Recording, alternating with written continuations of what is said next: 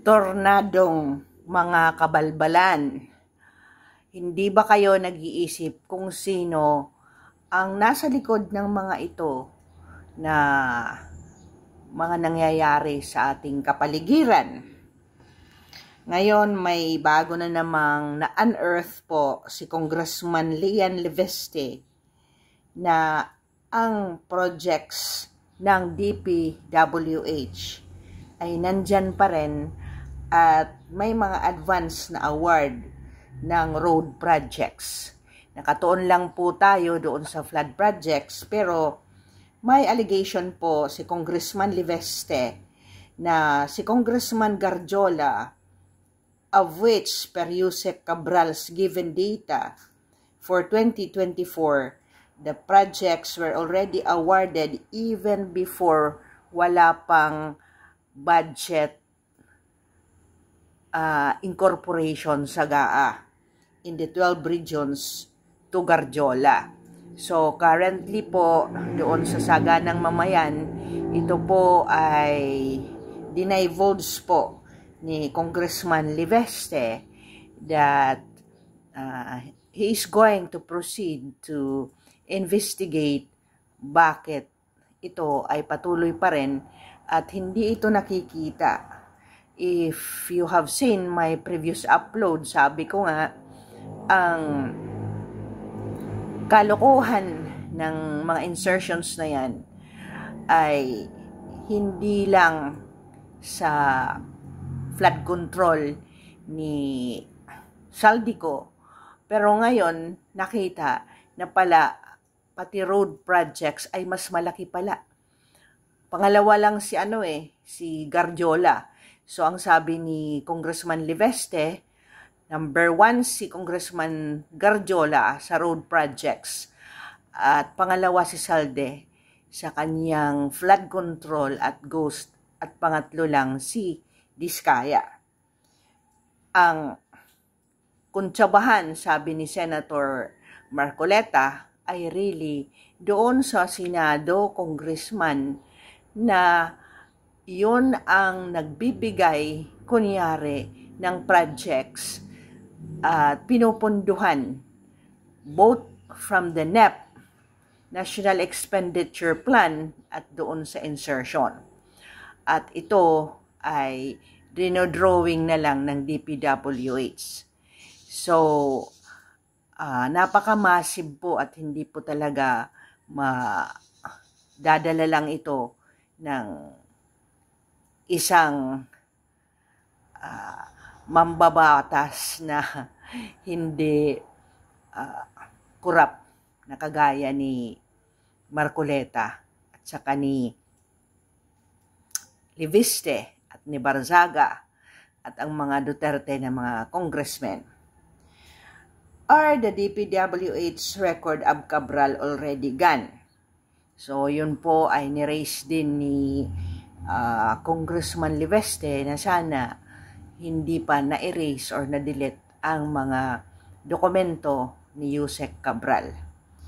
If and when in-erase na, ano ba ang gagawin ng ating hustisya dito na talagang dinilit lang para mawalang trace ng dokumento? And when they are going to be prosecuted, sasabihin lang kulang ng ebidensya. Ngayon, punta tayo kay Bersamin. Allegedly, hindi siya nag-resign, kundi siya ay sinibak.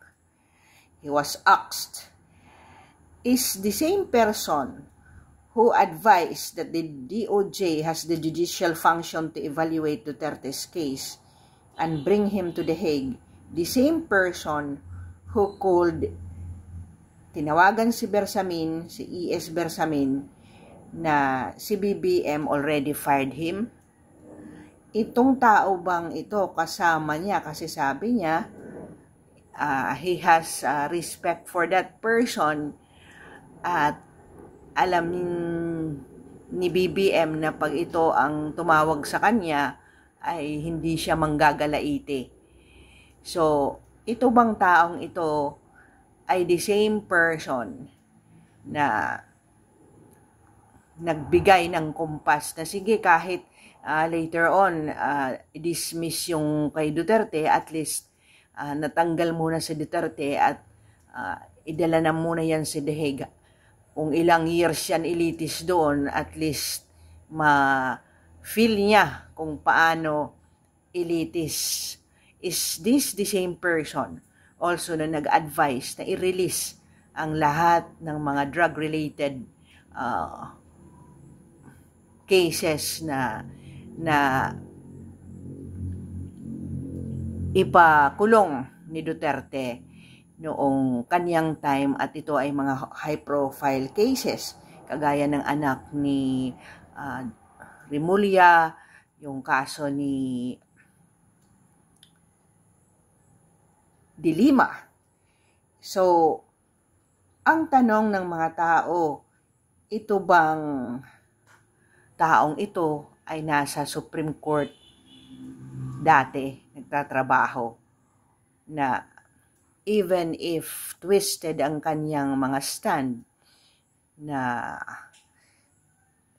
pinabubulaan ito ng mga Supreme Court decision, ay siya ang talagang shadow ng kumpas ng lahat ng ginagawa ni BBM. Alright. Kasi kung si BBM talaga at na-on the spot si BBM, hindi nga nakakapag-answer. Puro we ang sagot ng Presidente Junior na to.